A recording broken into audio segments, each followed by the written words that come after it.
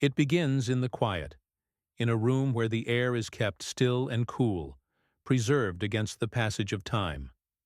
Outside, the world moves at its accustomed pace, but here, suspended in the low light, there is only the faint hum of climate control and the weight of accumulated silence. We are surrounded by the sleeping memories of civilizations, catalogued and arranged in long, dark rows. Each object, each fragment is a testament to a world that breathed and built, and then fell to dust, leaving behind only these brittle echoes. Our purpose here is not to excavate with tools of iron and bristle, but with attention, to sit with what remains, to listen past the silence, and to observe the faint outlines of a story much older than the one we were taught to tell ourselves. The journey does not start with a shout, but with a whisper from a tablet of baked clay. Before us, under a carefully angled light, rests such an object. It is small enough to be held in two hands, yet it contains ages. Its surface is a dense lattice of wedge-shaped marks, a language that has been silent for millennia. One can trace the path of the stylus, feel the deliberate pressure that impressed each symbol into the wet clay so long ago. This is not a monument built for grandeur, but a piece of administration, a ledger. It feels functional, mundane even. The clay is a pale umber, cracked with a fine web of lines, each one a map of its long journey from a scribe's hand in Sumer to this climate-controlled stillness. It is an object of immense fragility, and yet it has outlasted the empire that created it, a quiet survivor carrying a message it no longer seems to understand. It is a simple list, a record of succession, and that is where the disturbance begins. It is known as the Sumerian king list. It begins, as one might expect, with a heading. After the kingship descended from heaven, the kingship was in Eridu. What follows is a meticulous account of rulers. The first king, Alulim, is said to have ruled for 28,800 years. His successor, Alalangar, reigned for 36 Sauazaran years. The list continues, naming 8 kings in 5 cities, their combined reigns totaling an impossible 200 years. The numbers are recorded with the same dispassionate precision as one would record sacks of grain or head of livestock. There is no mythological flourish, no poetic license claimed. It is presented as fact, as an administrative record, as direct and unadorned as a modern tax document.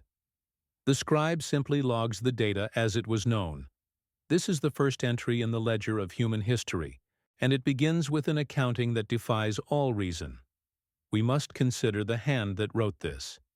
This was not a poet composing an epic to entertain a royal court. This was a functionary, a record keeper. His world was one of meticulous order, of inventories and contracts, of rations and labor logs. The very invention of his script was driven by the need to track the complexities of a growing bureaucracy and economy. His craft was one of precision. Every symbol had a specific meaning, every number a specific value. He was trained to eliminate ambiguity, not to create it.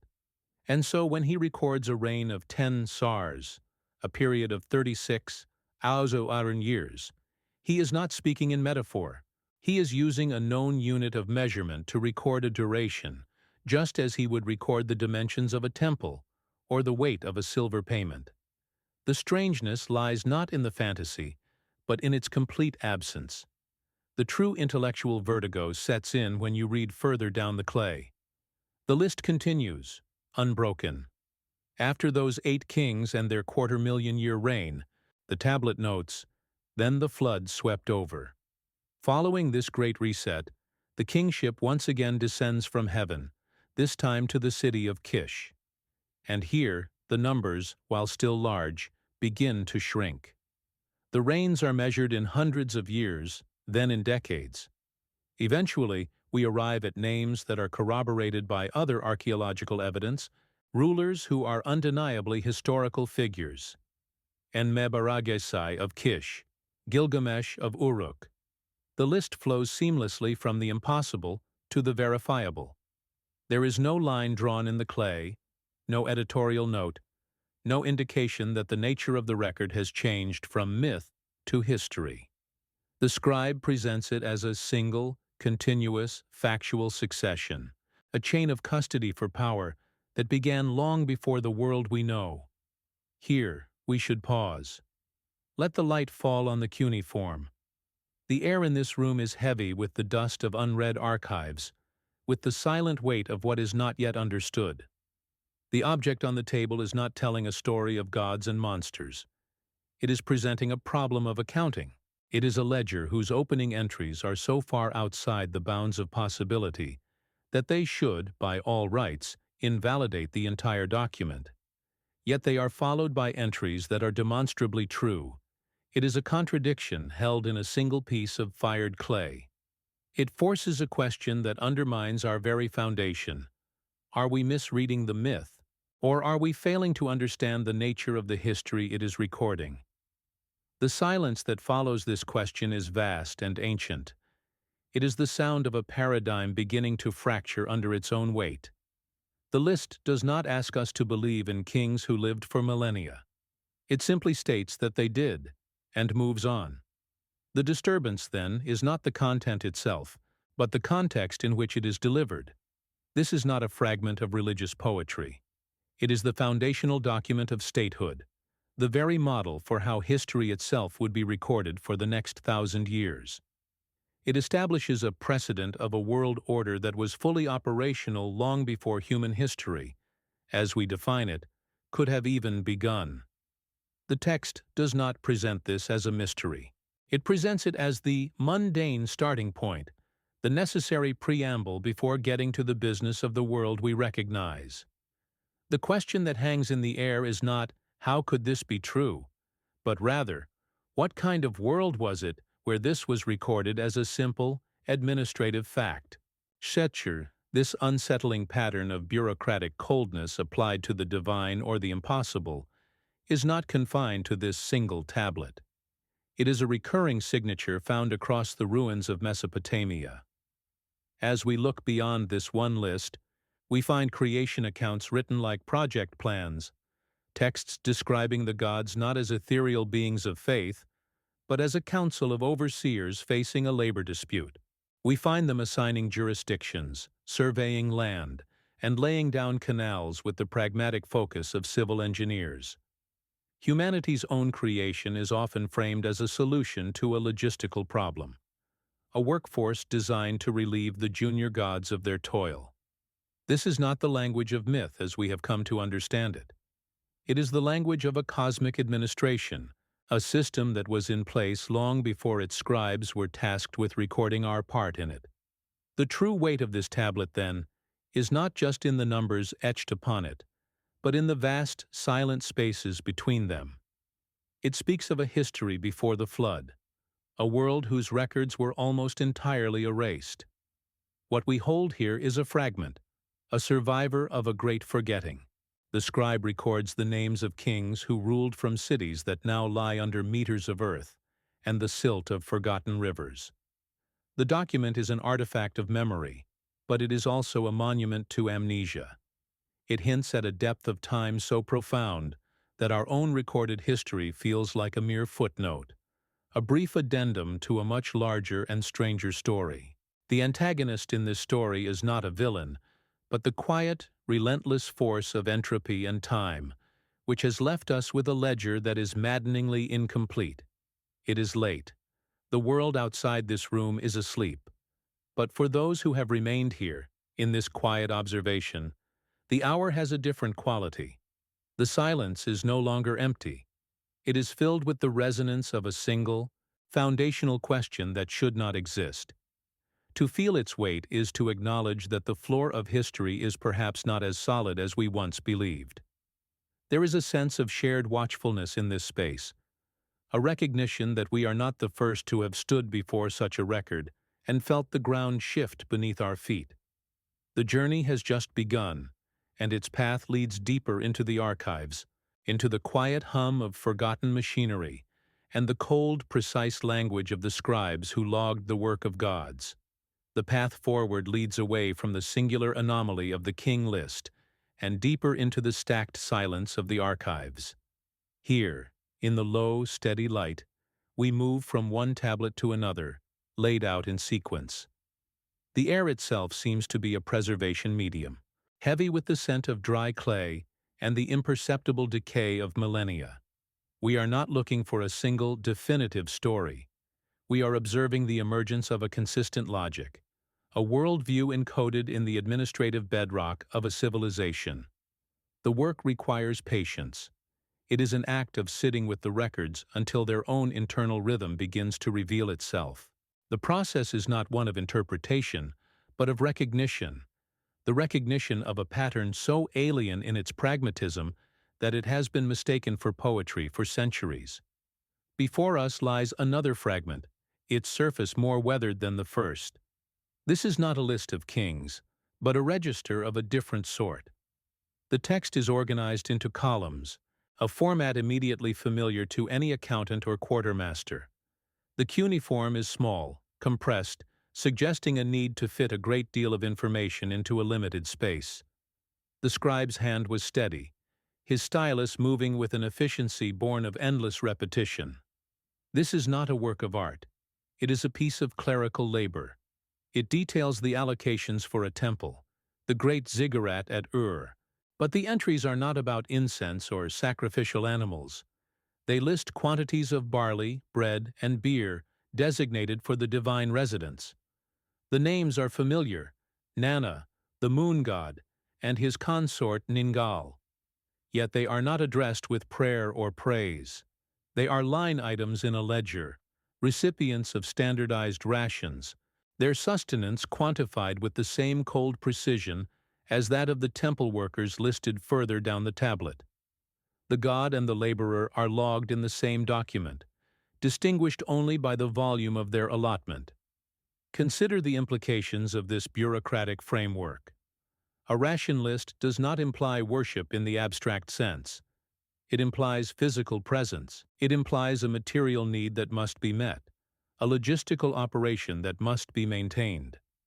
The scribes of Ur were not recording faith. They were managing a household. The temple was not merely a symbolic dwelling, but a functional estate with staff, overhead, and resource requirements. The gods, in this context, appear less as ethereal beings to be appeased, and more as high-ranking officials whose upkeep is a matter of civic administration. The language is devoid of reverence. It is the language of supply, of distribution, of a system designed to sustain a non-human hierarchy that was physically integrated into the life of the city. The record is mundane, and in its mundanity, it is profoundly strange. We see this pattern replicated across cities and centuries. In the ruins of Nippur, the religious center of Sumer, archaeologists unearthed the temple library. Tablet after tablet confirms this same administrative approach to the divine. Here is a text detailing the specific duties of the lesser gods, the Igigi. They are not described as forces of nature, but as a cosmic labor force. Their tasks are listed with methodical clarity: the dredging of canals, the piling up of silt to create new land, the maintenance of the great river systems that gave life to the plains. The texts describe their long years of toil, their physical exhaustion, their growing unrest. It is a report on a massive, long-term civil engineering project, carried out by a divine proletariat. The scribe records their work and their subsequent complaints without embellishment. The Atrahasis, a text often called the Babylonian story of creation and flood, begins not with a poetic invocation of cosmic birth, but with a labor dispute. When the gods, man-like, bore the work and suffered the toil. The tablet begins, "The toil of the gods was great.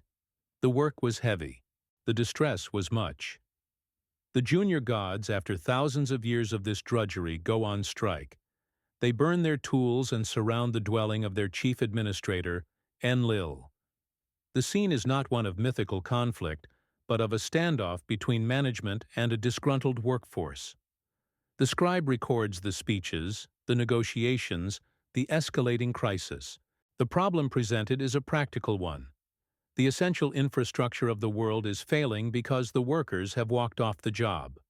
A solution is needed, not a miracle. And the solution, as recorded in these administrative minutes, is the creation of humanity. The texts are explicit. The Lulu Amelu, the savage man, is to be designed for a single, specific purpose. Let him bear the yoke, the work of Enlil. Let man carry the toil of the gods. The decision is reached in a council meeting, a formal assembly of the Anunnaki. The process is described in a manner that is more technical than miraculous. There are discussions of the correct materials, the role of a womb goddess, the mixing of clay with the blood of a slain god to instill a semblance of intelligence or spirit. It is presented as a bioengineering project, a pragmatic response to a logistical impasse. We were not created in a divine image out of love or purpose. We were commissioned as a replacement workforce. This is not a singular, outlier text. This narrative of humanity's functional origin is the standard account across Mesopotamia. It is the underlying assumption in their worldview. The scribe does not present this as a shocking revelation.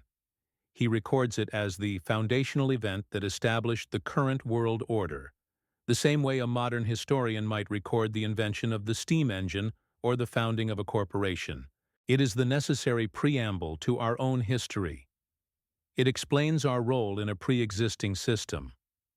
Our purpose, from the very beginning, was to serve the operational needs of a non-human administration, to take over the heavy lifting so that the cosmic order could be maintained without interruption. The coldness of the record is its most unsettling feature. The sheer volume of these texts is difficult to comprehend. The British Museum alone holds over 130 Eun Sovereign cuneiform tablets. Most remain untranslated, sitting in silent rows in climate-controlled drawers. We see the hands of a researcher, gloved and deliberate, lift one from its tray. The clay is a pale biscuit color, its surface dense with markings. The process of translation is slow, painstaking. Each symbol must be identified, its meaning cross-referenced against glossaries compiled over a century of scholarship. A single tablet can take weeks to decipher. What is slowly emerging from this vast, silent library is not a collection of fanciful myths, but a coherent and internally consistent record of a world run according to a strange and rigid logic. Perhaps this is a moment to pause, to note the time on the clock, wherever you are, to become aware of the silence in the room around you. The act of reading these ancient ledgers is itself a quiet ritual, a communion across an impossible gulf of time. The scribe who pressed these marks into wet clay did so under a sun and a sky we can only imagine. Yet the silence in his scriptorium and the silence here, now, share a quality of focused attention. In this stillness, the barrier of time feels thinner. The world of his records, a world of cosmic bureaucracy and functional gods, feels strangely close, its logic seeping through the cracks of our own understanding. The act of observation connects us to the chain of custody of this knowledge.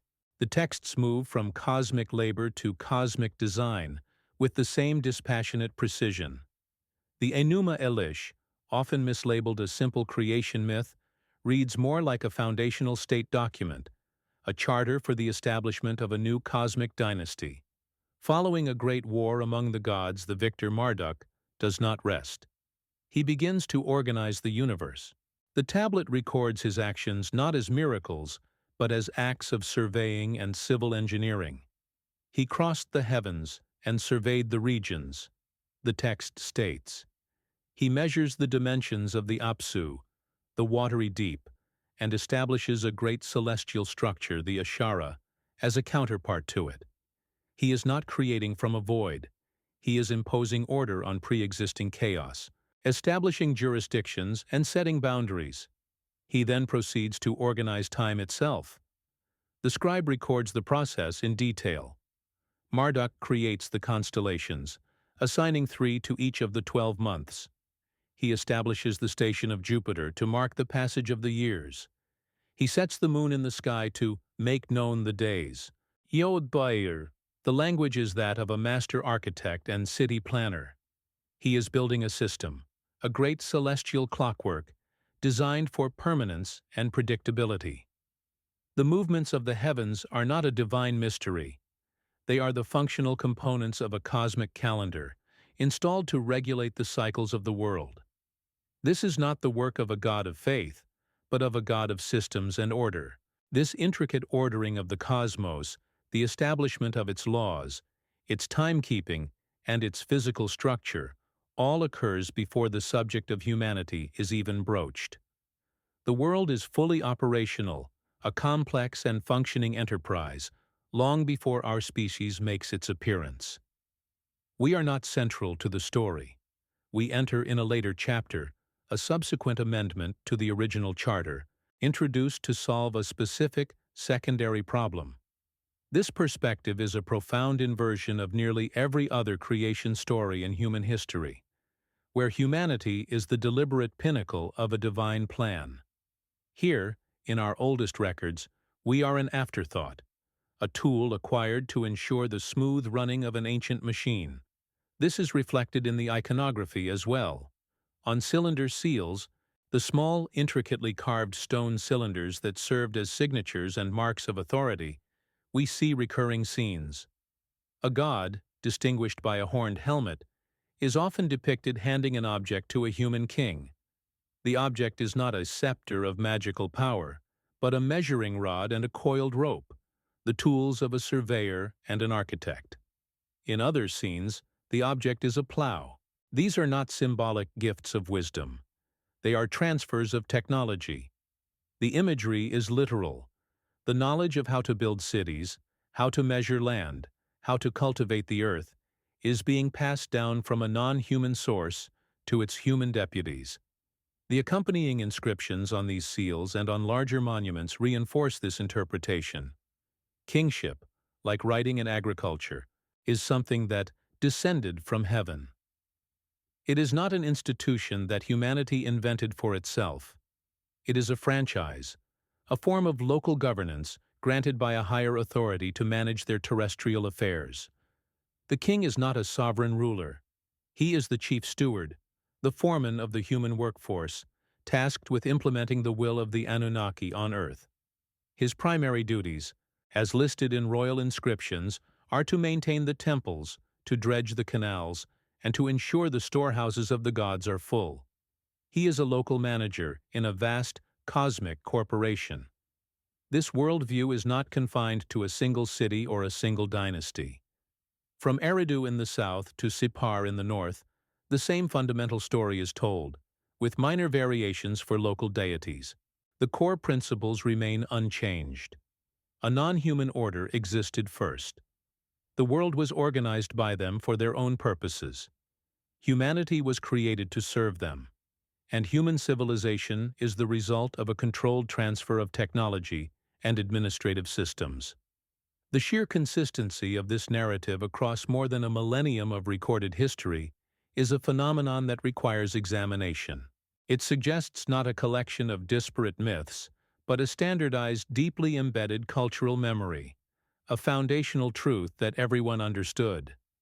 And so, we are left with the record itself. Cold, repetitive, administrative. It does not ask for belief. It simply states the terms of the system.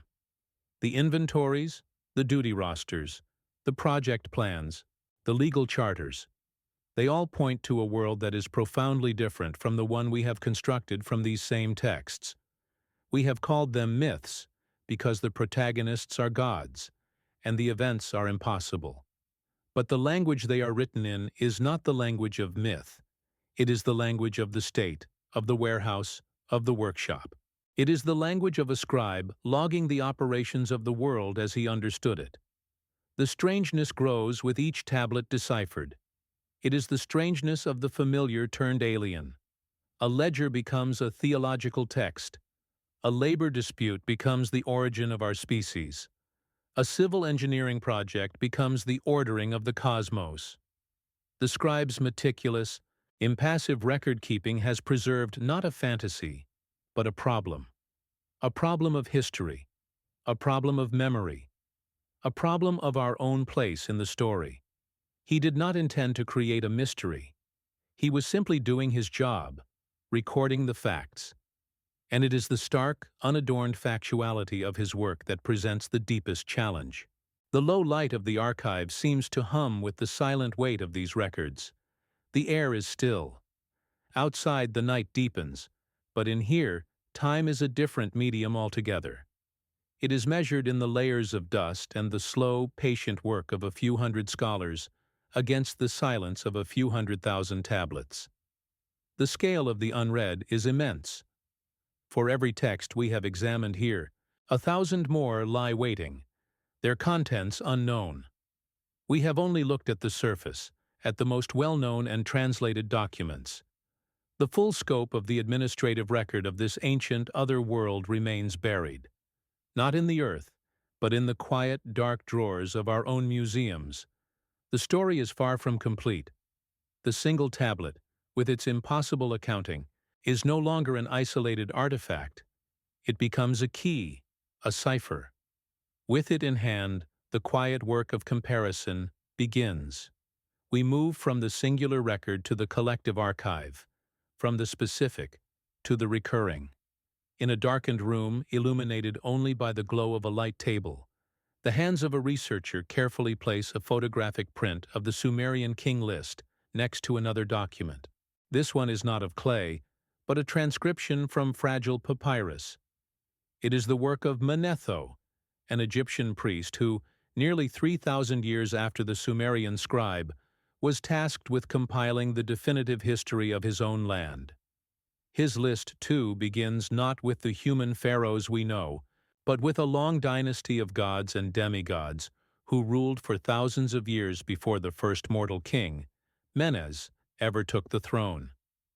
The numbers are different, the names are foreign, but the structure is identical. The researcher traces the dividing line on each list with a gloved finger. In both Sumer and Egypt, two completely distinct and foundational civilizations, the official, state-sanctioned history begins with the same assertion, that a period of divine rule, lasting for an impossibly long time, preceded their own. This is not a footnote in a forgotten myth. It is the opening statement of their recorded existence. The pattern is not in the content of the belief, but in the formal structure of the historical record itself. Both cultures, separated by desert and by centuries, felt it necessary to preface their own story with a chapter that belonged to someone else.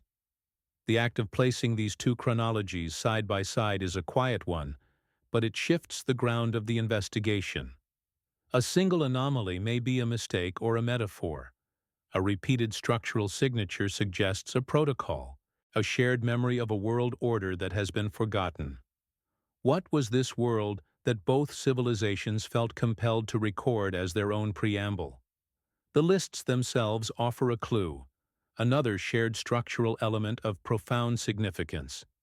In the Sumerian list, the great dividing line between the impossibly long-reigning kings and the historical ones is the flood. Then the flood swept over, the scribe notes with his typical administrative brevity. In Manetho's Egypt, the transition is less cataclysmic but just as distinct, a shift from the direct rule of gods to an intermediary age of demigods, and finally, to men. In both records, there is a clear demarcation, a point after which the nature of rulership, and of time itself, seems to change fundamentally.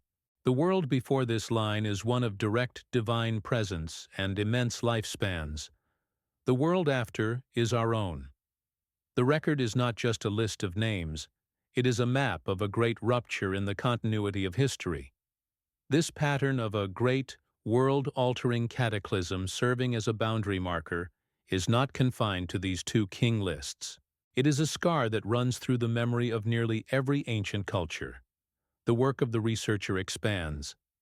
The light table is now covered in notes, cross-referencing the Mesopotamian flood accounts in Atrahasis and Gilgamesh with the stories of Deucalion in Greece, Manu in the Hindu Puranas, the 5 sons of the Aztec, and countless others. The details differ: the names of the heroes, the duration of the reign, the mountain on which the ark comes to rest, but the core event remains stubbornly consistent. An ancient world is wiped away by water, and a new one begins with a handful of survivors. This is not merely a shared story. It is a shared point of punctuation in the deep grammar of human memory, a full stop that ends a chapter we can no longer read. The silence that follows this recognition is different. It is no longer just the quiet of an archive. It is the silence of a great collective amnesia. The flood, in these records, functions as a mechanism of erasure. It explains the absence of the world that came before. It is the reason the records are so fragmented, the reason our own history seems to begin so abruptly, in the middle of the story. The event itself is less important than its structural role as the great forgetting. It is the ultimate antagonist, the invisible hand that wiped the slate clean, leaving behind only these few, strange lists that insist a different world existed, one whose rules and timeline were profoundly alien to our own. The question shifts from, did a flood happen, to what was it that had to be so thoroughly erased? To continue this line of inquiry is to accept that the history we know is perhaps only the epilogue. It requires a certain kind of attention, a willingness to sit with the fragments and listen for the echoes of the larger story that was lost.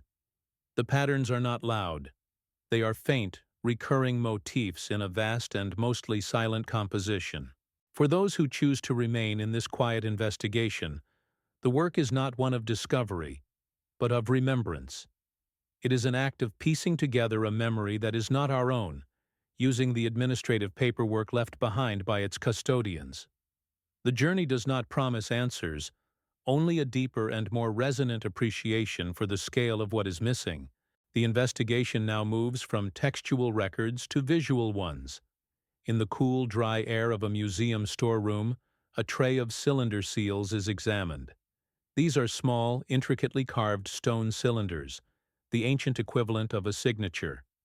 An archaeologist, hunched over a magnified viewing station, slowly rotates one. The image, unspooling under the light, is a recurring one. A figure, larger than the others and distinguished by a horned helmet, sits on a throne. Before him stands a human figure, identifiable as a king or priest. The divine figure is extending an object to the human. The object is not a bolt of lightning or a magical talisman. In seal after seal, from city after city, the object is a measuring rod and a coiled length of rope. The tools of an architect, a surveyor. This is not a symbolic scene of bestowing wisdom. It is a literal depiction of a transfer of technology. The iconography is precise. These are the instruments required to lay the foundations of a temple, to measure out the boundaries of a field, to design and build a city according to a specific plan. In other scenes, the object being handed over is a plow, the foundational tool of agriculture. The pattern is clear and consistent. The core technologies that define civilization, architecture, urban planning, agriculture, are not depicted as human inventions. They are shown as gifts, as specific pieces of technical knowledge handed down from the divine administrators to their human counterparts. The implication is that civilization itself was a prepackaged kit, delivered with instructions. This pattern of a deliberate, controlled dissemination of knowledge is reinforced by the texts that accompany the images. Inscriptions on statues of King Gudea of Lagash describe in meticulous detail how the god Ningirsu appeared to him in a dream, giving him the exact blueprint for a new temple, and instructing him on the proper methods for its construction. The king is not an innovator, he is a contractor, executing a plan designed by a higher authority. This narrative is repeated in the foundation records of countless temples across Mesopotamia. The knowledge of how to build, how to organize society, how to write, even how to rule, is consistently attributed to this external, non-human source. Our oldest records do not celebrate our own ingenuity. They document our tutelage. The focus of the work now shifts to the ground itself. At a dig site in southern Iraq, the sun beats down on the excavated ruins of a ziggurat. The dust is fine, coating everything. An archaeologist stands amidst the foundations, consulting a tablet that displays ground-penetrating radar scans of the site. The image reveals a structure of immense complexity and mathematical precision, its corners aligned perfectly with the cardinal directions. Every ziggurat, from Eridu to Babylon, follows a similar basic design, a sacred geometry that was replicated for millennia. The texts call these structures the Dur-an-Ki, the bond between heaven and earth. They were not just temples, they were functional apparatuses, designed according to a standardized blueprint. The administrative records from these temple complexes reveal their true nature. They were vast economic engines, owning huge tracts of land, employing thousands of people, and running workshops for textiles, metallurgy, and pottery. They were centers of scientific observation, where the movements of the stars and planets were tracked with obsessive precision. The head priest was not just a spiritual leader, he was the chief executive of a massive, vertically integrated corporation. The temple was the central node of the entire city-state, a command and control center. The pattern that emerges is one of a highly organized, technologically advanced, and centrally planned operation, one whose blueprint was not of human origin. We pause to consider the sheer scale of the enterprise. To build one of these structures required a level of social organization, resource management, and engineering knowledge that seems to appear out of nowhere in the historical record. The traditional narrative is one of slow, gradual evolution, but the archaeological evidence in Sumer suggests something different, a sudden and dramatic flourishing, as if a fully formed operating system was installed all at once. The cities, the writing, the laws, the science. It all appears in a remarkably short period of time.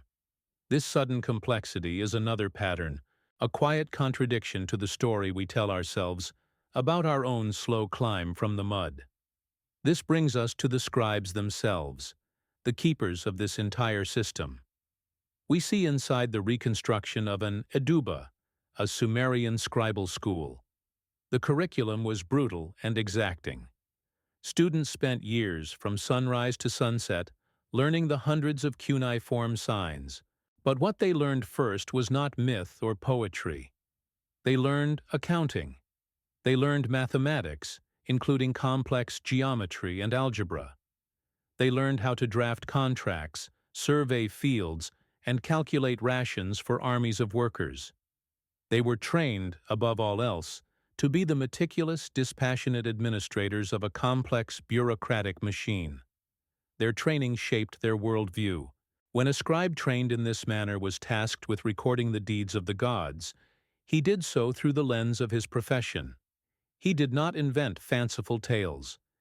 He recorded their actions as he would the actions of a king or a temple administrator. He logged their decisions, inventoried their assets, and documented their directives.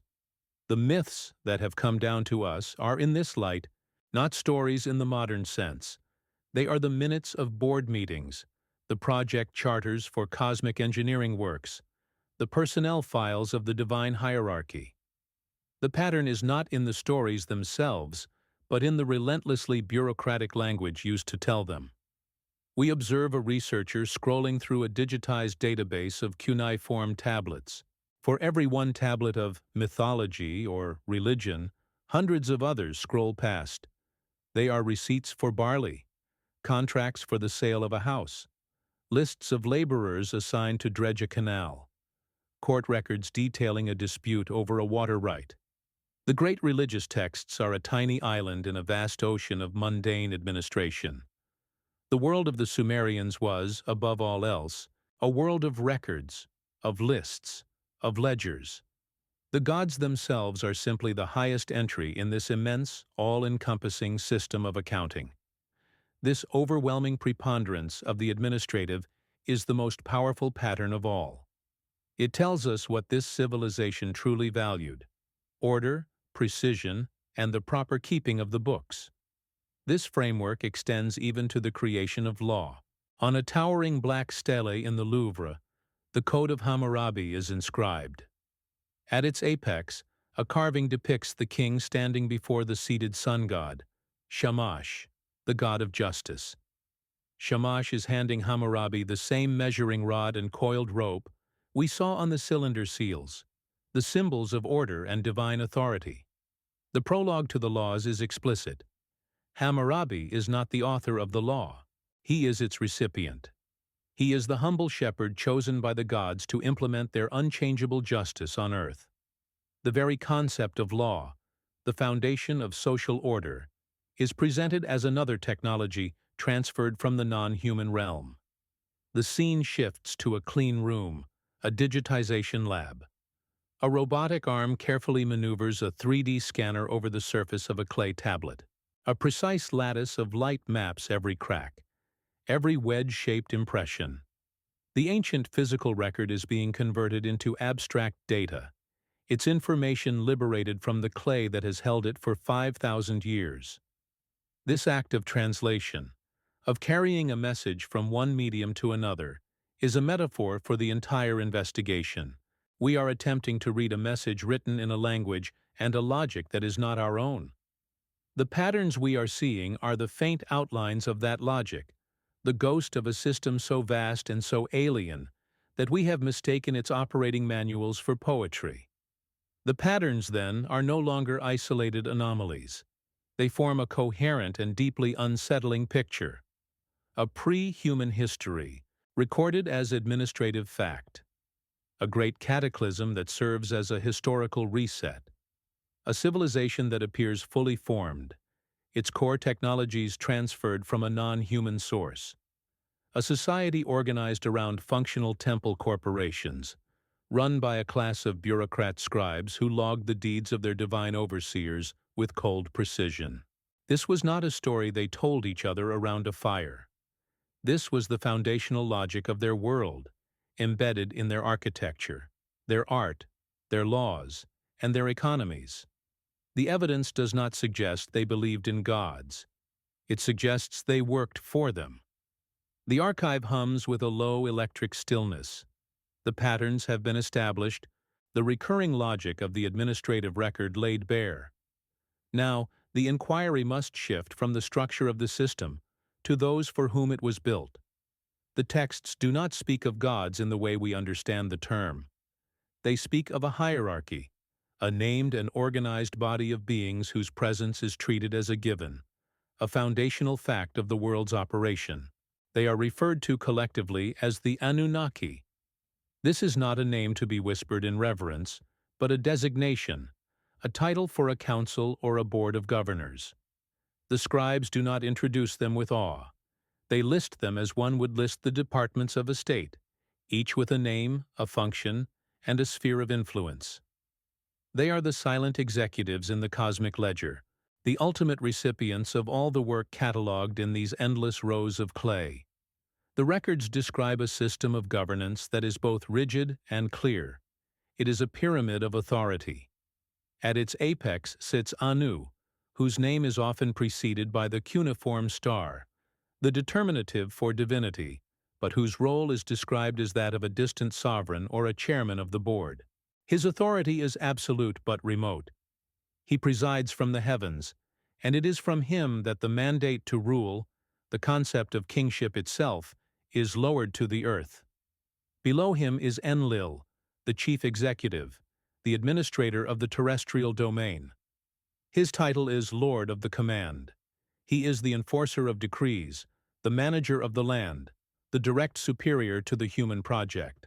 And then there is Enki, the master craftsman, the head of technology and science, whose domain is the watery abyss, and whose work involves the design and implementation of new solutions, including, as the texts state, the engineering of the human workforce.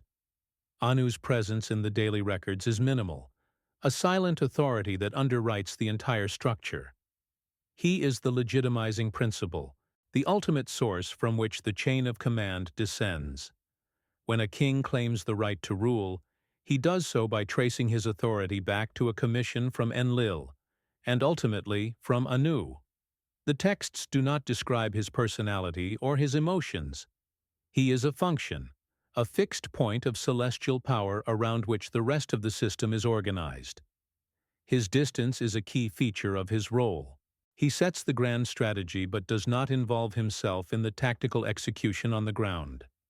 This separation of powers is a recurring theme in the administrative logic of the scribes, a reflection of a highly organized and bureaucratic worldview applied to the cosmos itself. Enlil, by contrast, is an active and constant presence in the terrestrial records. He is the manager on the ground, the one who carries out the will of the council. The tablets depict him assigning the work of dredging the canals and building the cities to the junior gods. When they rebel, it is Enlil who faces the crisis and seeks a resolution. When the flood is decreed, it is Enlil who enforces the decision. His character, as portrayed by the scribes, is that of a stern and demanding overseer, concerned primarily with order, productivity, and the strict execution of the plan. He is not a god to be loved, but an authority to be obeyed. His word establishes the law. His displeasure brings consequences. He is the direct interface between the divine administration and all its subordinate operations on earth. Then there is Enki, known as Ea in later Akkadian texts. His function is distinct and consistently defined. He is the system's chief engineer, its master of science and form. The texts place his abode in the Apsu, the watery deep, a term that seems to refer to a domain of raw potential and foundational knowledge. When the council needs a solution to a problem, the labor shortage, for instance, it is Enki who is tasked with devising it. He is the keeper of the me, the divine blueprints for civilization, which are described not as abstract concepts, but as a set of specific, transferable technologies. He is a pragmatist. His creation of humanity is not a miracle born of divine breath, but a piece of biological engineering, a process of mixing materials to produce a functional worker. His wisdom is not mystical, it is technical.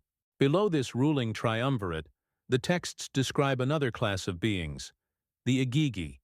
They are not given specific individual names in most accounts, but are referred to as a collective. They are the junior executives, the first workforce tasked with the physical labor of shaping the earth. The Atrahasis epic is clear about their role and their fate. For thousands of years they bore the toil, digging the great rivers, piling up the mountains. The scribe records their work with the dispassionate language of a project manager, logging man-hours. Their subsequent rebellion is not a theological schism. It is a labor strike. They burn their tools and surround Enlil's compound, demanding relief from the crushing work. This event is the catalyst, the logistical crisis that leads directly to the next phase of the terrestrial project, the introduction of a new, more compliant workforce. This is where humanity enters the organizational chart. The king, the human ruler, is not a sovereign. He is an intermediary, a foreman appointed to manage the new labor force. The iconography is explicit on this point. Cylinder seals and stelae consistently depict the king receiving the symbols of power from a seated god. These symbols are not magical artifacts, but the rod and the ring, the measuring tools of an architect. He is being given the instruments necessary to execute a pre-existing plan. His primary duties, as listed in his own royal inscriptions, are to maintain the dwelling places of the gods, the temples, and to ensure the smooth operation of their agricultural estates by managing the human workers. He is the chief steward of a divine enterprise. With this framework in mind, the pre-Diluvian section of the Sumerian king list acquires a new and chilling resonance. The 8 kings who ruled for 250,000 years from 5 cities were the first phase of this human stewardship program. They are listed with their impossibly long tenures, a detail that suggests a different order of reality, a time when the division between the divine administrators and their human deputies was perhaps less distinct. They were not mythical phantoms. In the mind of the scribe, they were the first in a long, unbroken line of appointed managers, their reigns logged with the same bureaucratic precision as all who followed. They represent a lost chapter in the operational history of the terrestrial project, a time before the Great Reset of the Flood. What is consistently absent from these records is any deep interest in the inner lives of these powerful beings. The scribe does not speculate on their motivations, their fears, or their desires, beyond the pragmatic needs of their administrative roles. They are defined entirely by their functions. Enlil commands, Enki builds, the king manages. There are no psalms praising their infinite wisdom or hymns celebrating their boundless love. They are not described as beautiful or terrifying. They are simply powerful, ancient, and present. This functional, impersonal approach is perhaps the most alien aspect of the entire record. It suggests a relationship based not on faith or devotion, but on a clear and unforgiving understanding of a chain of command. This functionalism is perfectly encapsulated in the concept of the mio. The texts that list them present them not as philosophical ideals, but as a tangible set of programs or technologies that constitute a complete civilizational operating system. The list is extensive and specific, including not only kingship, law, shao, and writing, but also brick-making, leatherworking, the destruction of cities, and falsehood. They are presented as discrete packets of knowledge, which can be held, transferred, and even stolen, as in the famous story of the goddess Inanna, taking them from Enki to empower her own city of Uruk. This was not a transfer of inspiration. It was a transfer of a specific, functional toolkit required to run a city-state. Communication within this hierarchy is described as being formal and direct. The administrators do not speak in riddles. In the dream of Gudea of Lagash, the god Ningirsu provides a detailed architectural blueprint for his new temple, specifying the materials to be used and the rituals to be performed. This is not divine inspiration. It is a work order. Throughout the texts, the interactions are those of a superior giving a directive to a subordinate. The system is not one of prayer and supplication, but of command and compliance. Humanity's role is to listen for instructions, carry them out precisely, and report on the results through the proper maintenance of the divine estates. The very word we translate as God, the Sumerian dingir, may itself be a functional descriptor rather than a theological statement. The symbol, a star, is a determinative placed before the names of these beings, but its literal meaning might simply denote an origin, from the shining heavens. It may be a classifier, a way of distinguishing this ruling class of non-terrestrial beings from the humans and animals of the earth. The texts do not ask the reader to believe in their divinity. They simply record their existence and their actions as the central organizing principle of the world, a fact as mundane and inescapable as the rising of the sun. The scribes were not theologians. They were clerks, logging the reality they had been trained to document. This pragmatic lens forces a rereading of the creation of the Lulu Amelu, the savage man. The assembly of the Anunnaki convenes to solve a problem. The Igigi have ceased work, and the infrastructure of the cosmos is at risk. Enki proposes a solution: design a primitive worker to take over the burden. The texts describe the process, the mixing of clay from the Apsu with the blood of a slain god, a procedure to instill a kind of spirit or understanding. It is a biological formula. The result is a being created for a single, explicit purpose: to serve the logistical needs of the pre-existing order.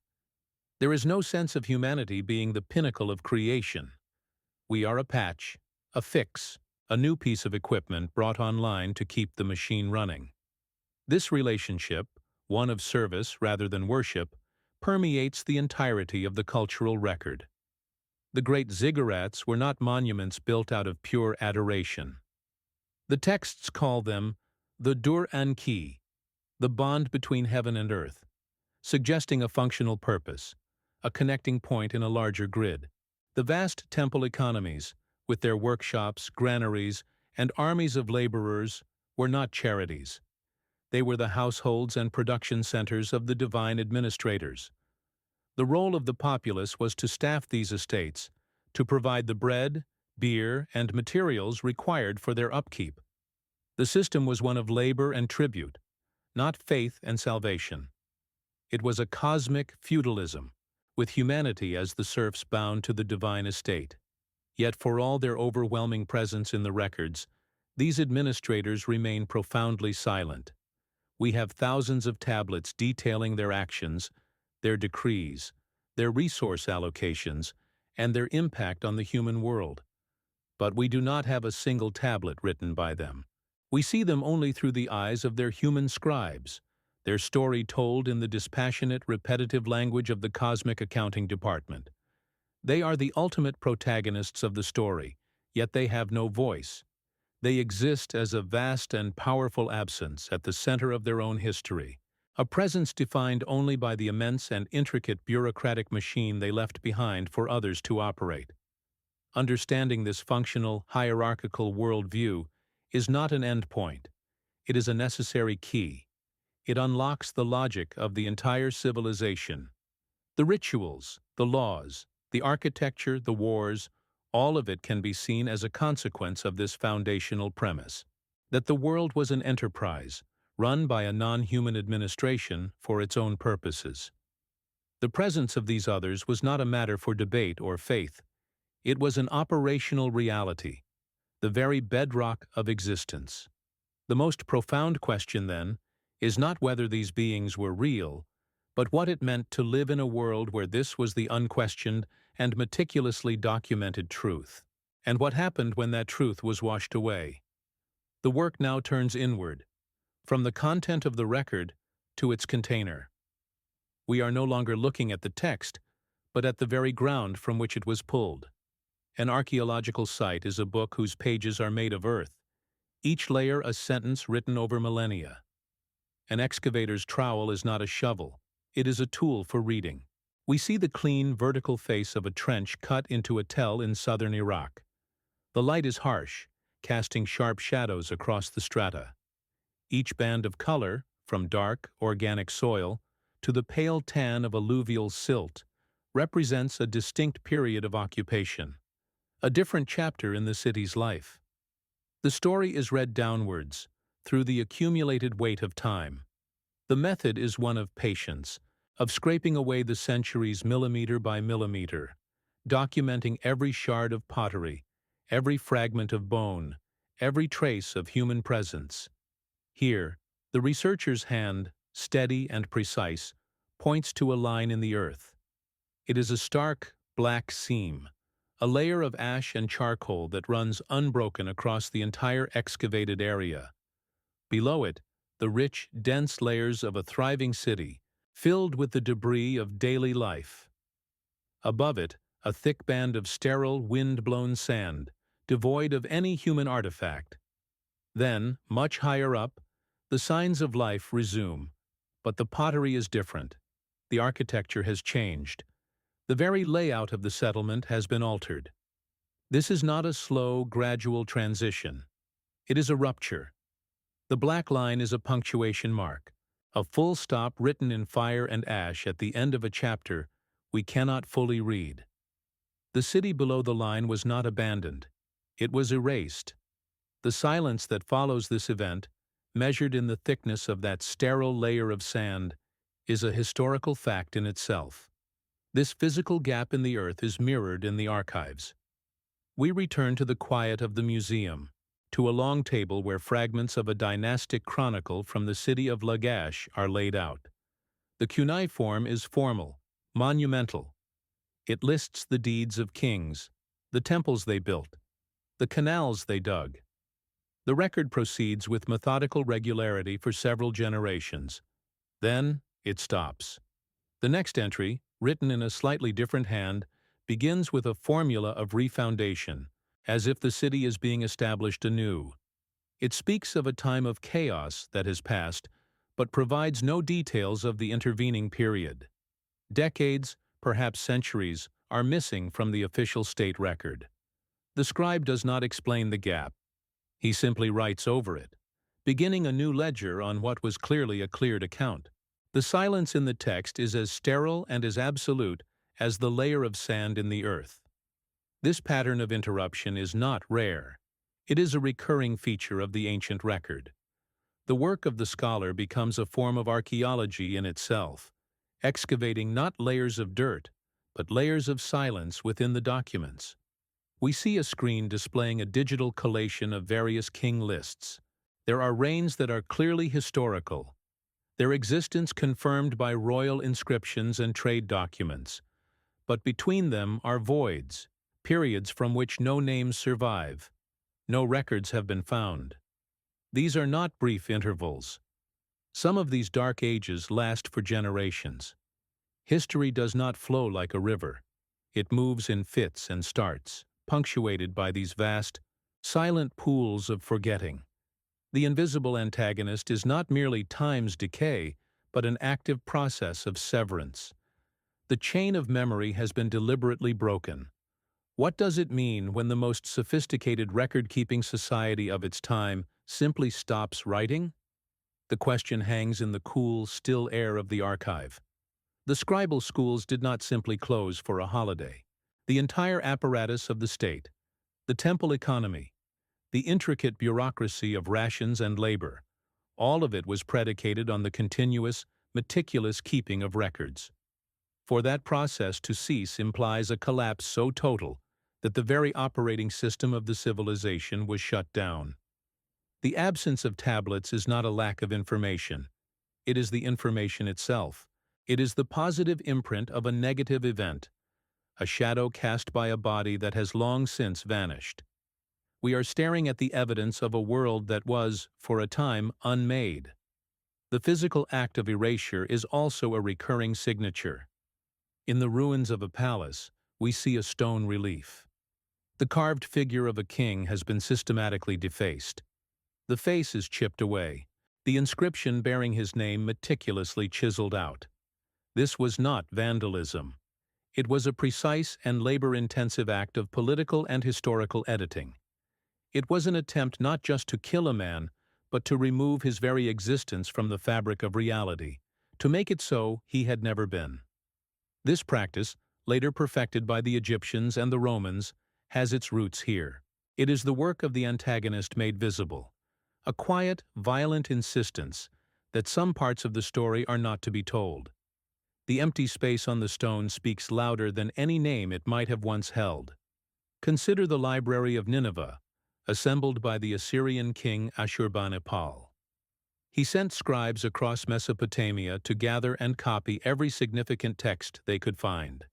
Religious, scientific, historical. It was the most complete repository of knowledge in the world. When the city was sacked in 612 BCE, the library burned. But the fire that was meant to destroy it instead preserved it. The tens of thousands of clay tablets were baked hard, transformed into ceramic, their contents locked into stone. Yet what we have is a library of fragments. No text is complete.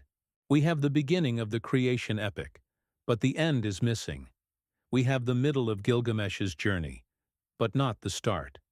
The story of our own past has survived as a collection of broken sentences. Perhaps this is a moment to acknowledge the nature of this silence. It is not empty. It is resonant. It might be useful now to simply mark this moment, to note the silence in the space you occupy, wherever you are. A small, personal record of an interval, logged in the comments below. A way of acknowledging that the most significant events in a history or in a life are sometimes marked only by the profound quiet that follows them. This act of observation is a way of sitting with the antagonist, of recognizing its power not in what it says, but in what it has permanently removed from the conversation. We are participants in this long watch, bearing witness to the gaps. The deeper one looks, the more structured this forgetting appears. Between the fall of the Akkadian Empire and the rise of the third dynasty of Ur, there is a period of more than a century about which we know almost nothing. The records cease. The great imperial project of Akkad, which united the entire region, collapses into a dark age. When the light returns with Ur-Nammu, the founder of the new dynasty, his inscriptions speak of restoring order from chaos, of clearing the canals that had fallen into disuse, of re-establishing the proper rituals for the gods. He is rebuilding a system that had been fundamentally broken. The antagonist in this story is not a rival king. It is the entropy, the great unraveling that consumed the work of generations and left behind a silent, unrecorded wasteland of time. This silence is not just historical, it is conceptual. There are Sumerian words for which we have no certain translation. They are key terms in religious and cosmological texts, words that clearly held immense significance, but their meaning is lost. The context gives us clues, but the core concept remains elusive. We are reading a technical manual with critical terms redacted. We see the shape of the idea, but we cannot grasp its substance.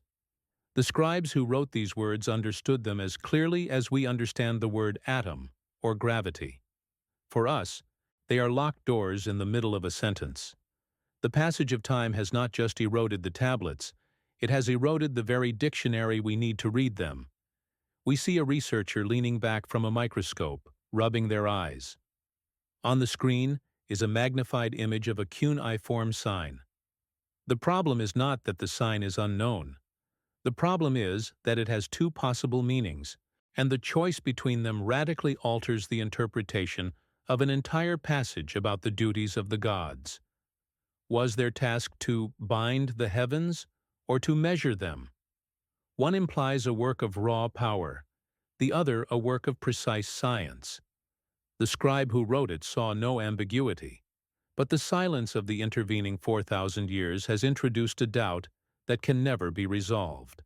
We are left with a history that is a set of probabilities, a ghost story told in footnotes and academic debates. The truth of the record is lost in the static of a broken transmission.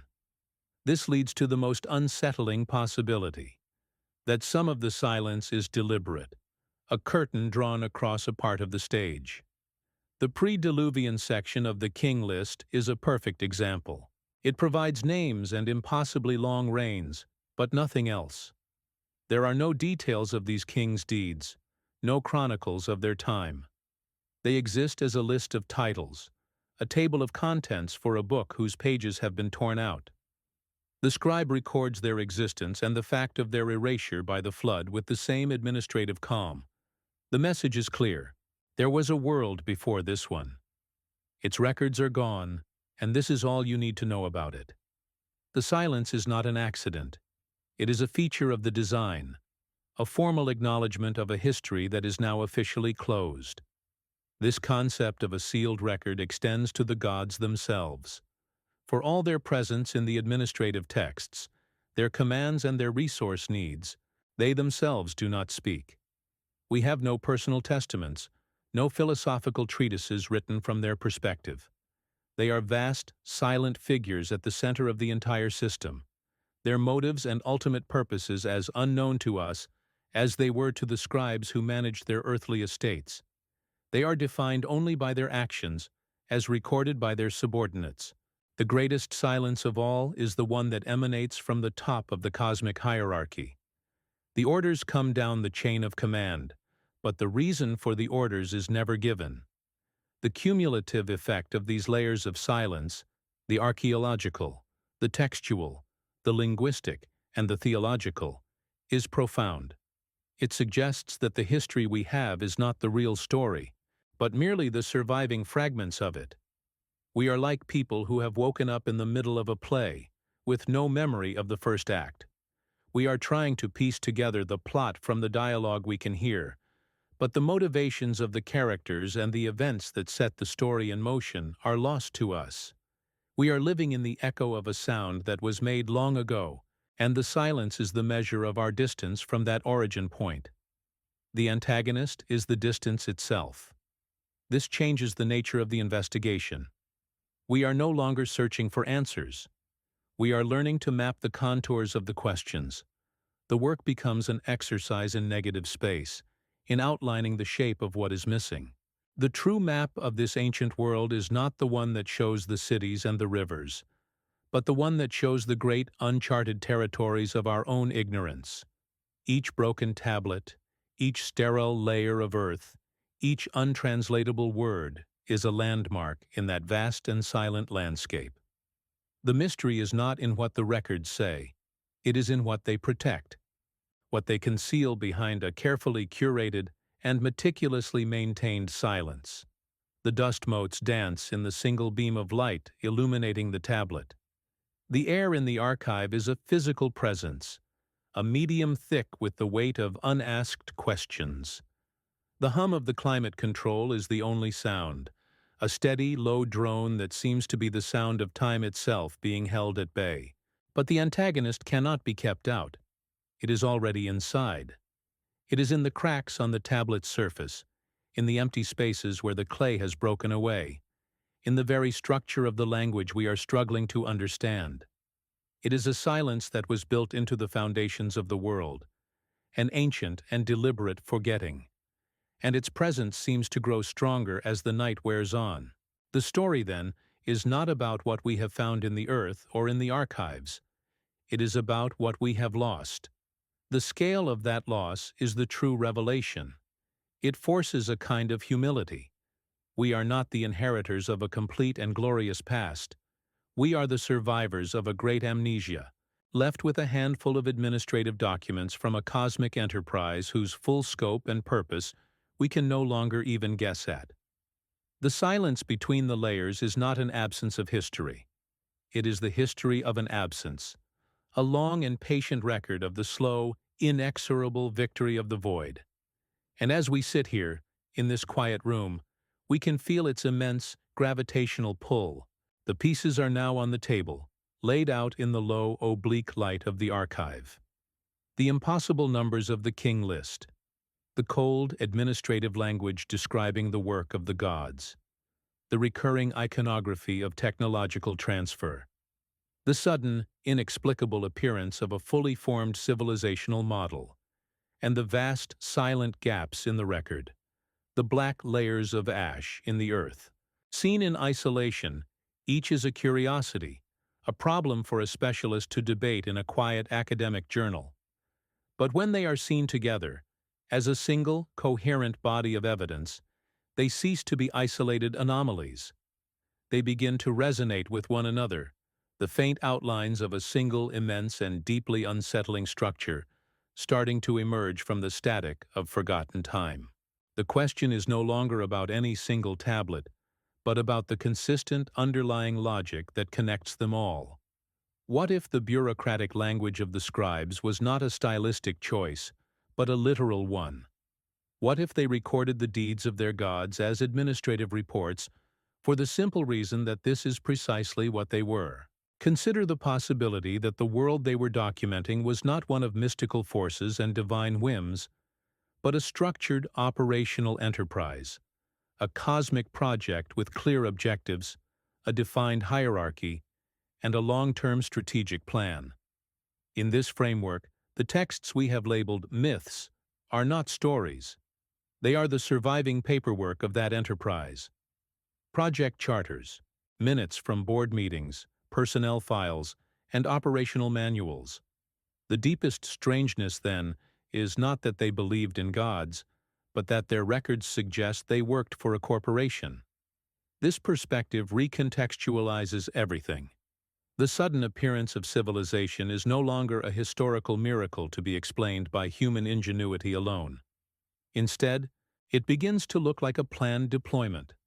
The knowledge of agriculture, of architecture, of law, of writing itself, all the core components of the Sumerian world, are described in their own records as having been handed down. The cylinder seals showing the transfer of the measuring rod and the plow cease to be symbolic. They become literal depictions of a technology transfer, the delivery of a standardized civilizational toolkit to a newly commissioned local workforce. We were not the inventors of the system. We were its designated operators, brought online to manage a pre-existing and fully designed terrestrial estate. And in that model, Humanity's own origin, as recorded in the Atrahasis, becomes the final chilling piece of the puzzle. We were not created as the pinnacle of a divine plan. We were engineered as a solution to a logistical problem.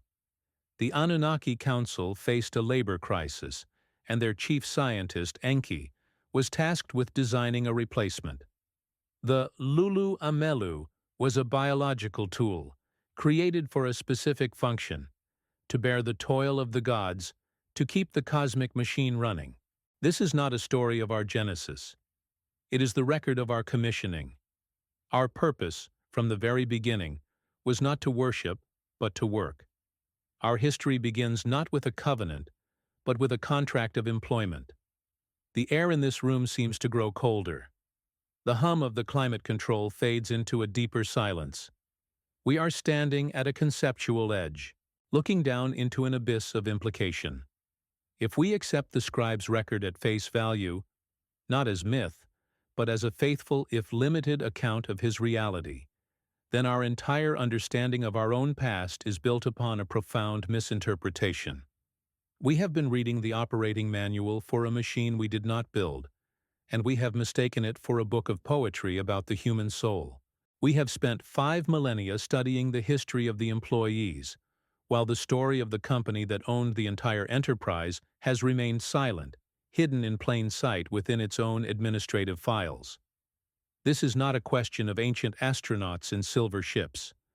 That is a failure of the modern imagination, an attempt to clothe an ancient mystery in contemporary dress.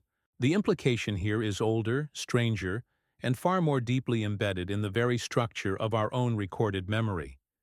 It suggests that human history, as we know it, is a secondary event. It is the story of what happened after. The primary story had already concluded. We are living in a world that was designed and built by others, for purposes that were not our own, and the records they left behind are not for us. They are the internal memos of a departed administration. The great rupture, the flood, now appears in a different light. It is no longer just a myth of divine punishment. It becomes a strategic reset, a deliberate and catastrophic event that marked the end of one operational phase and the beginning of another. It was a clearing of the board. The world of the impossibly long-lived kings, of direct and constant oversight, was washed away. The records were erased.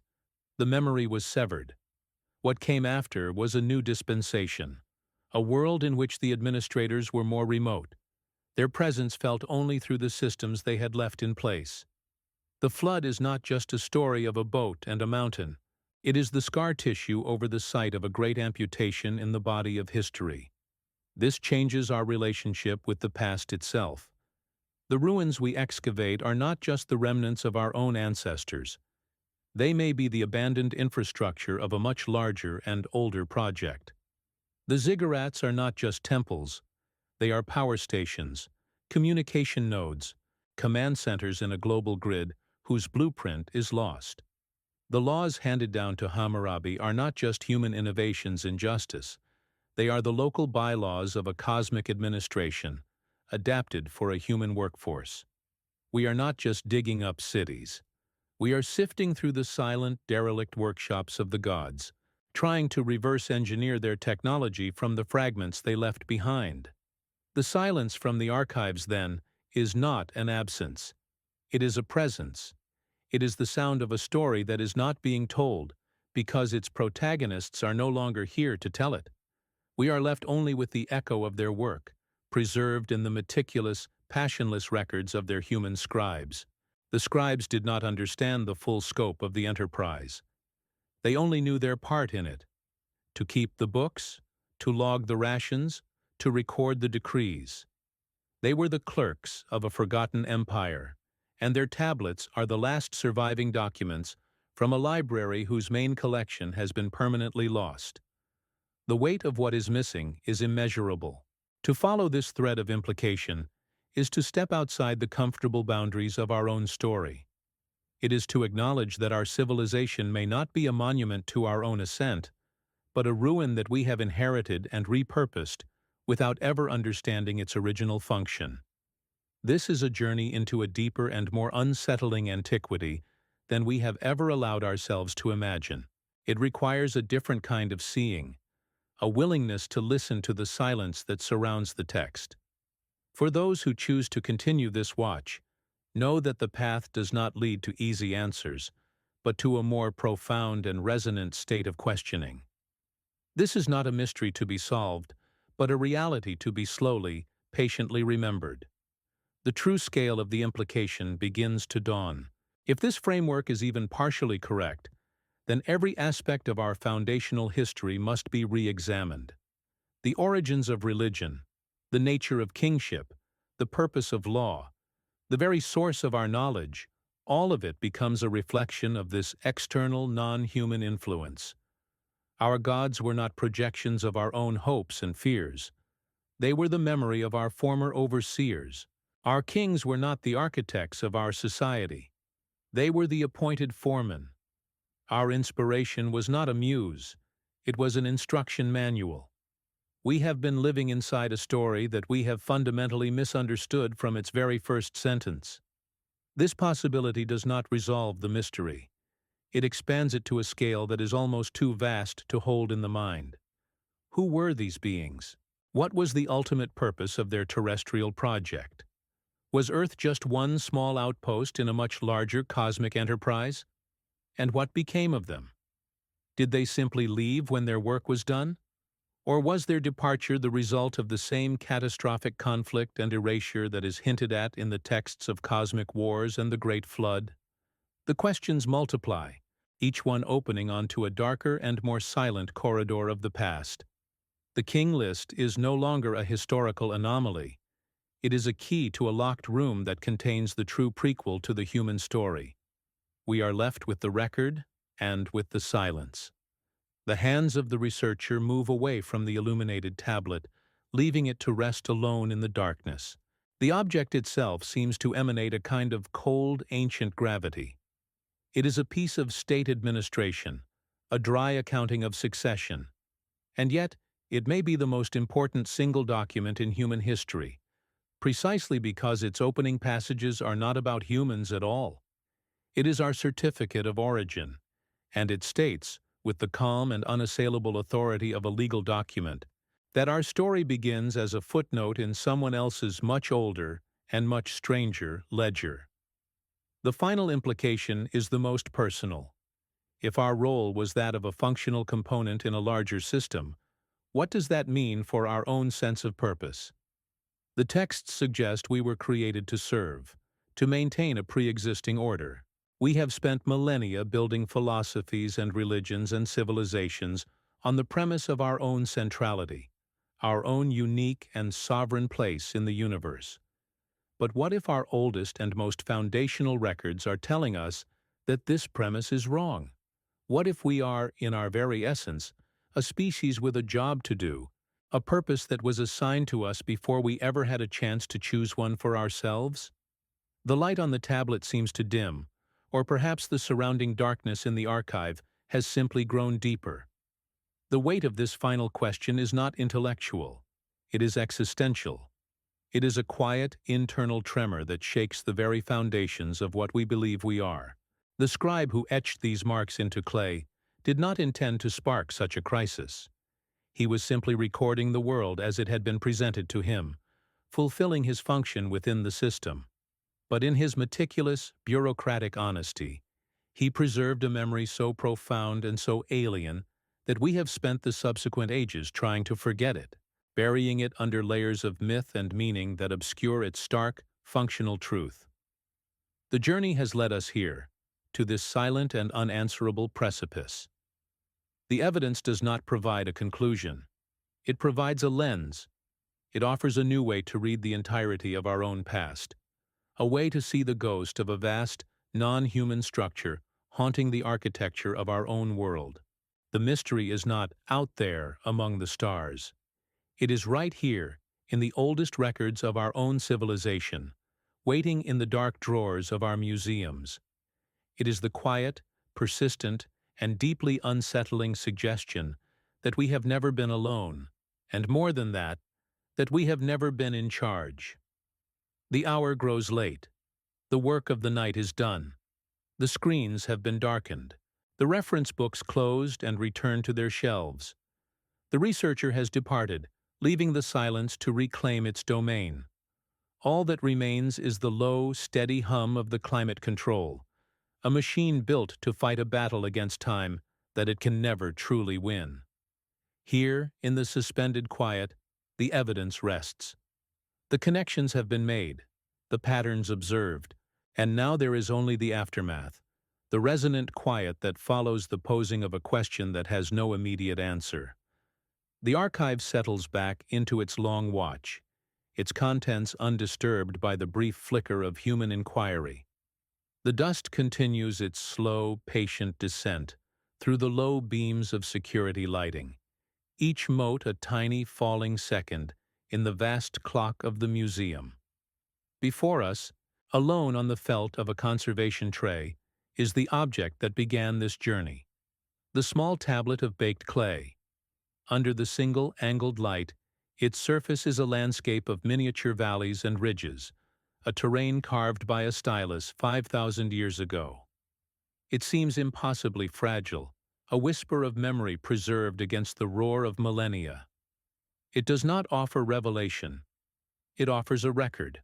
It is a thing of profound and simple factuality. It has outlasted the hand that wrote it, the city that stored it, the empire that superseded it, and the very gods whose reigns it so meticulously documents. Its survival is a quiet miracle of entropy deferred, a single coherent thought that has somehow navigated the long, chaotic river of time to wash up here, in this silent room, waiting. Its true power is not in what it says, but in how it says it. There is no poetry in its lines, no hint of awe in its numbers.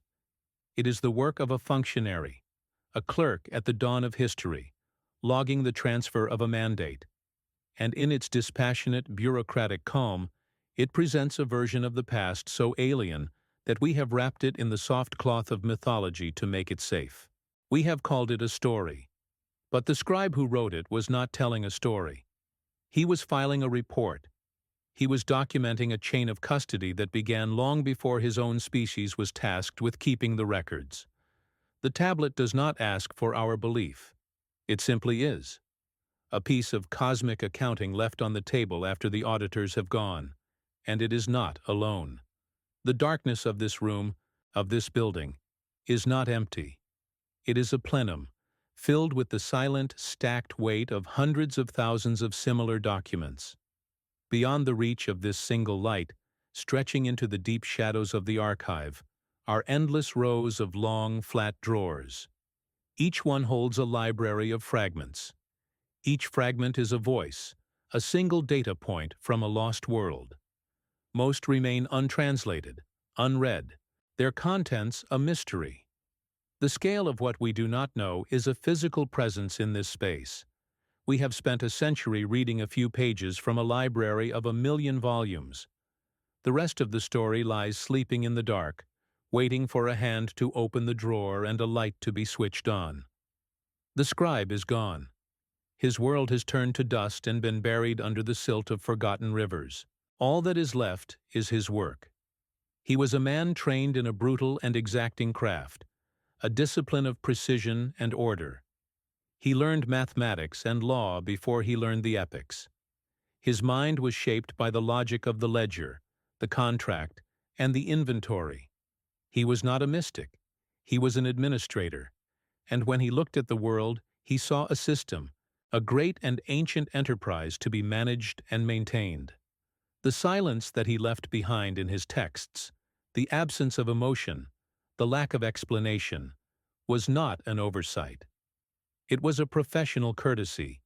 He was recording the facts of the operation, not speculating on its ultimate purpose.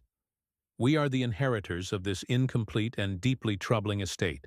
We are the ones who now walk through these silent archives, holding the paperwork of a departed administration. We are left to reconcile the accounts, to stare at entries that defy all our known models of the world. The records do not speak of our glory or our central place in the cosmos. They speak of our function, our utility, our late arrival into a system that was already ancient when our own story began. We are not the protagonists of this history. We are a line item in the budget, a resource allocated to solve a problem whose full parameters we were never meant to understand. We are left alone with the books, and the books do not balance. The scene shifts. The cool, controlled air of the archive gives way to the open night of the desert. The sky above the plains of southern Iraq is a vast, dark ocean of stars, undimmed by the lights of any modern city.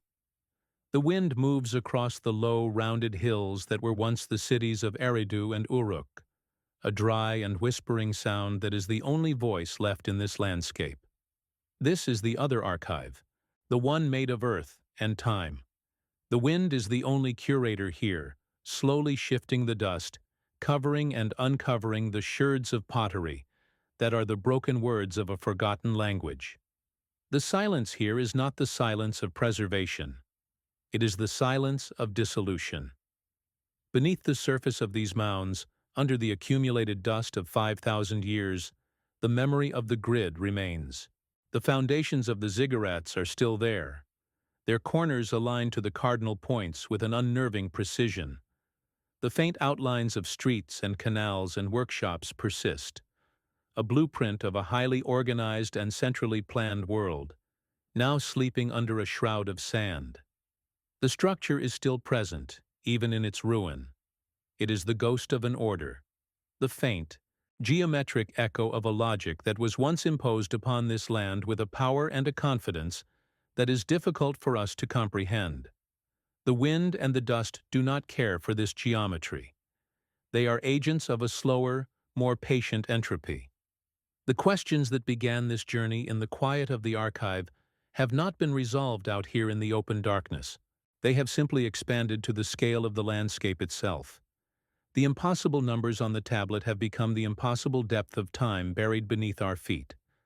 The cold, administrative language of the scribe has become the cold, indifferent silence of the stars. The mystery is not confined to the object. It is embedded in the very ground of our own origin. The story of what happened here is not a story of human invention, but perhaps one of long and patient observation, of a slow and incomplete remembrance of a system whose full design we have long since forgotten. This has never been a search for an answer. It has been an exercise in learning to listen past the noise of our own narratives, our own self-importance, to listen to the quiet, persistent hum of the data, to listen to the vast, resonant silence that fills the gaps in the record. The truth of this story, if there is one, is not a statement that can be translated and footnoted. It is a resonance, a state of mind. It is the feeling that comes from sitting with a contradiction long enough that it ceases to be a problem and becomes, instead, a new and more profound kind of understanding. The story is not in the text. It is in the space that surrounds the text, and so we are returned to where we began. In a quiet room, late at night, before a single, small object of inscribed clay. But the room is not the same, because we are not the same. The silence is no longer empty. It is charged with implication. The tablet is no longer just an artifact. It is a key, or perhaps a locked door. The journey has not taken us to a destination, but has drawn us into a deeper and more intimate relationship with the question itself. The past is not a foreign country. It is a quiet, shadowed room inside our own house, a room we have kept locked for so long that we have forgotten what is inside. The low light falls on the cuneiform. The wedge-shaped marks seem to shift, to arrange themselves not into words, but into a pattern whose meaning is felt rather than read. The air is still. The faint hum of the building is the only sound, a sound that is the auditory equivalent of this deep and abiding stillness. Nothing happens. The tablet does not offer up its final secret. The mystery does not resolve into a neat and satisfying conclusion. There is only the long, quiet act of observation, of bearing witness to a memory that is not our own. The watch continues. The camera begins a slow, almost imperceptible retreat. The single tablet, illuminated in its small pool of light, grows smaller. It is joined by the shadows of the shelves that surround it. As we pull back further, other objects in the room come into faint view. Other trays, other fragments, other silent witnesses. The scale expands. The single point of focus dissolves into a wider context. The one tablet becomes one of 100, then one of 1,000, arranged in their silent, ordered rows, stretching back into a darkness that seems to have no end. The known becomes an island in a vast, unlit ocean of the unknown. The archive holds its breath. The story does not end here. It simply pauses. What has been remembered is only a fraction of what has been forgotten. The great work of the scribes was to record the operations of their world, and the great silence they left behind is the final and perhaps most accurate part of that record. It is a silence that speaks of a scale of time and a depth of purpose that lies just beyond the horizon of our own history, and it waits, patiently, in the dark. Not for an explanation, but for a quiet and focused attention, for the work to continue.